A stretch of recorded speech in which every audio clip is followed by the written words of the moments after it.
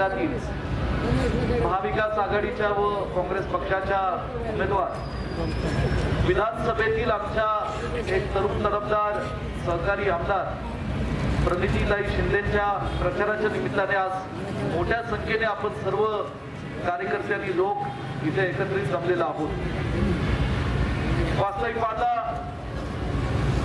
ज्या सुशीलकुमार शिंदे साहेबांनी सोलापूरच्या मातीतून सोलापूरच्या सर्वसामान्य लोकांचा ज्येष्ठांचा माता भगिनींचा आशीर्वाद घेऊन या मातीतून ज्यांनी आमदारकी भूषवली, या सुशीलकुमार शिंदेंनी महाराष्ट्रामध्ये अनेक महत्वपूर्ण खात्यांचं मंत्रिपद भूषवलं।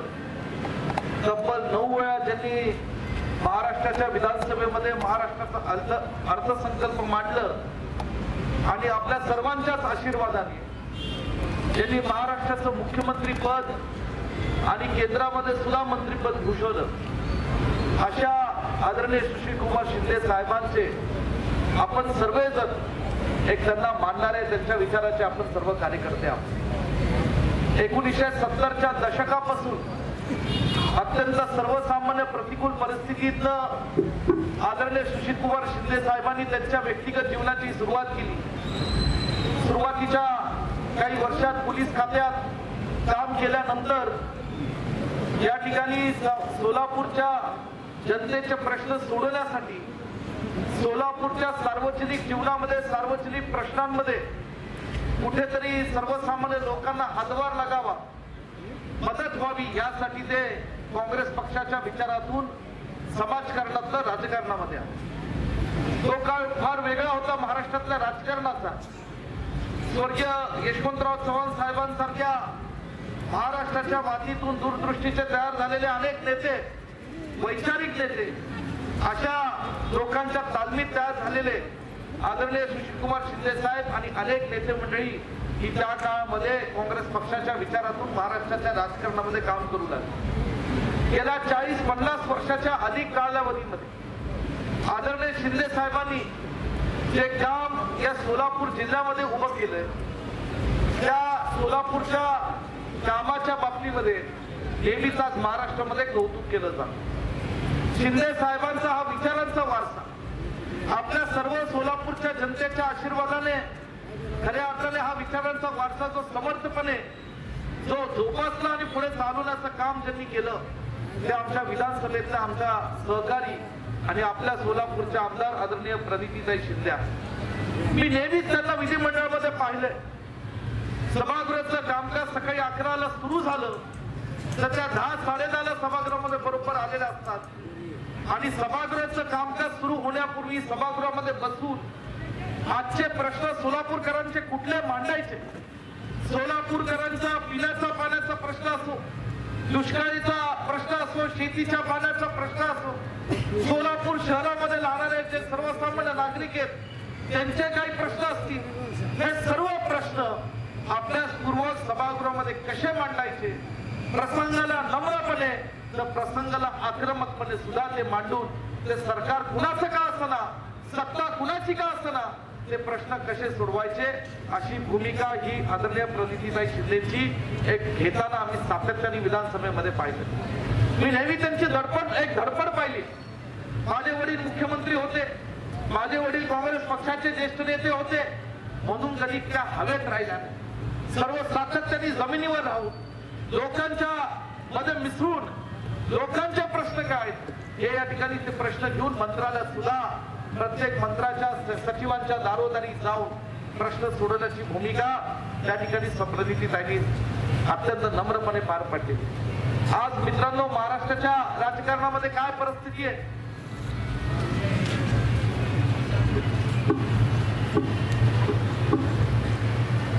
आज मित्रांनो देशामध्ये काय परिस्थिती आहे। सन 2014ला काही गोष्टींना बळी पडून, काही आमिषांना बळी पडून भाजपचं सत्ता ही दुर्दैवाने देशात केंद्रात सत्तेवर आली। 14 ते 19चा कालावधी आपल्या सर्वांना आठवत असेल। अनेक गोष्टी या देशाच्या राजकारणामध्ये समाजकारणामध्ये घडल्या।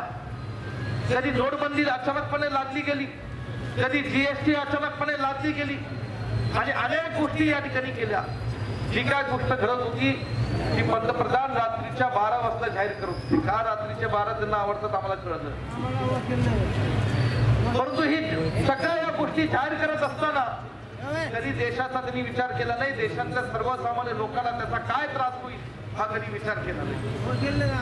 आम्ही घेतलेला निर्णय हा आम्ही देशाच्या जनतेवर लादला तरी काही फरक पडत नाही अशा भूमिकेतला ते निर्णय घेत होते. आपल्याला आठवत असेल त्याच कालावधीमध्ये पंजाब आणि हरियाणाच्या आमच्या शेतकरी बांधवांनी त्यांच्या पिकांना हमी भाव मिळाला पाहिजे, त्यांच्यावर जो अन्याय झाला त्या अन्यायासाठी लढण्याकरता दिल्लीच्या सीमेवर थंडी वाऱ्यात उन्हात आल्याचा तब्बल 6 महिने ही शेतकरी तिथं रस्त्यावर तंबू ठोकून होती. त्यामध्ये जवळजवळ 72 शेतकऱ्यांचा मृत्यू झाला, परंतु केंद्र सरकारच्या भाजपच्या लोकांनी साधं डुंकून सुद्धा त्यांच्याकडे पाहिलं नाही. आणि या देशाच्या स्वातंत्र्य लढ्यानंतर कधी असं घडलं नव्हतं की शेतकऱ्यांचा एवढा मोठा उद्रेक या देशामध्ये पाहायला मिळाला की देशाच्या राजधानीमध्ये असताना लाल किल्ल्यावर सुद्धा शेतकरी आमचे पोचले आणि तिथं पोलिसांचा गैरवापर करून त्यांच्यावर लाठीचार्ज करण्यात आला. आज ही अवस्था देशामध्ये. काही महिन्यांपूर्वी आमच्या वारकऱ्यांवर या ठिकाणी लाठीचार्ज केले. आज अनेक जाती धर्मातील लोक असतील, धनगर समाजातले आमचे बांधव असतील, मराठा समाजातले आमचे बांधव असतील, प्रत्येकाला या ठिकाणी सत्तेवर आल्यानंतर कुठेतरी आज त्यांची फसवणूक केली की तुम्हाला सत्तेवर आल्या पहिल्या कॅबिनेटमध्ये दुसऱ्या कॅबिनेटमध्ये तिथं आम्ही त्यांना आरक्षण देऊ आणि त्यांच्या माध्यमातून आम्ही समाजाला न्याय देऊ असं सांगण्यात आलं. पृथ्वीराज चव्हाण साहेब मुख्यमंत्री असताना मराठा समाजातल्या बांधवांना 16% आरक्षण मिळालं. धनगर समाजातल्या बांधवांना न्याय देण्याचा या ठिकाणी मनापासून प्रयत्न झाला, परंतु गेल्या काही वर्षांपासून कोर्टामध्ये चुकीच्या पद्धतीने पिटिशन केल्यापासून या ठिकाणी हे सगळं कृती ही जाणीवपूर्वक लांबण्यात आली. आपल्या सर्वांना आठवत असेल की देशाचे पंतप्रधान साधीसुधी व्यक्ती नाही, देशाचे पंतप्रधान हे मुंबईमध्ये अरबी समुद्रात आले होते. बोटीतले गेले, फार गाजावाजा त्यांनी केला. मुख्यमंत्री त्यांच्या सोबत होते, अनेक मंत्रिमंडळातले सदस्य होते आणि समुद्रामध्ये इतिहासात म्हणजे माझ्या आयुष्यातला पहिल्यांदा असा प्रसंग पाहिला की कुणीतरी समुद्राच्या पाण्यामध्ये भूमिपूजन केलं. याच्याचं छत्रपती शिवाजी महाराजांचं स्मारक उभं करायचं, पुतळा उभा करायचा. मला काही विचार लक्षात येईना. मी गेलं 2-3 वर्ष तुमच्यासारखं मी सुद्धा वाट पाहतोय कधी त्या पुतळ्याचं काम सुरू होईल, कधी छत्रपती शिवरायांचं त्या ठिकाणी स्मारक उभं राहील. पण तुम्हाला लक्षात आलं की आपण जेव्हा गावात कुठल्या तरी शुभ कार्याचं भूमिपूजन करतो, त्या पूजा घातल्यानंतर कुदळ माळतो. पंतप्रधान मोदींनी तिथं समुद्रात कुदळ माळली नसेल म्हणून कदाचित स्मारक उभं राहिलं नसेल. हे सगळं बोलण्याचं कारण असं की नुसतं काहीतरी नाटक करायचं, एक प्रसंग निवडणूक आली की काहीतरी करायचं आणि त्या निवडणुकीच्या माध्यमातल्या त्या प्रसंगाच्या माध्यमातल्या वेळ हटण्याची असं या ठिकाणी आज प्रयत्न चालू. आमच्या शिवसेनेचे तरुण सकाळी त्यांनी सांगितलं की प्रभू रामाचं मंदिराचा गाजावाजा त्यांनी केला. अहो माझ्या मतदारसंघात एक गाव आहे, त्या गावात राम मंदिर आहे. ते राम मंदिर 300 वर्षापूर्वीच, 300 वर्षापासून त्या गावातले लोक, आम्ही आमच्या तालुक्यातले लोक मोठ्या श्रद्धेने असलेले त्या ठिकाणी जाऊन पूजा करतो. परंतु आज ज्या पद्धतीने या ठिकाणी अयोध्यातलं मंदिर उभं करत असतात जणू काय आम्हीच त्याचे मालक आहोत, ज्या पद्धतीने त्यांनी वागणूक केली की देशाला या ठिकाणी आपल्या धार्मिक आणि राजकीय संस्कृतीला शोभणारी नाही. आज महाराष्ट्रामध्ये काय घडतंय?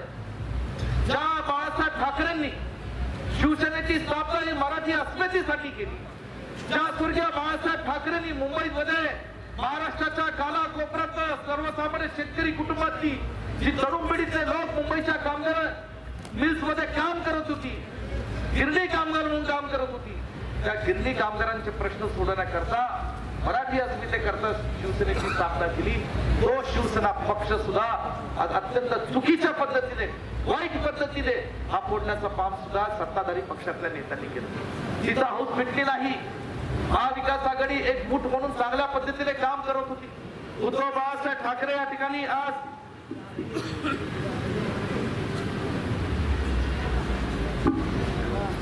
उद्धव बाळासाहेब ठाकरे हे कोरोनाच्या कालावधीमध्ये मुख्यमंत्री म्हणून लोकांच्या आरोग्याच्या सेवेचे प्रश्न असतील, लोकांच्या प्राणाच्या संरक्षणाचे प्रश्न असतील, हे अत्यंत चांगल्या पद्धतीने करत होते. हे सुद्धा विरोधकांना पाहवलं नाही.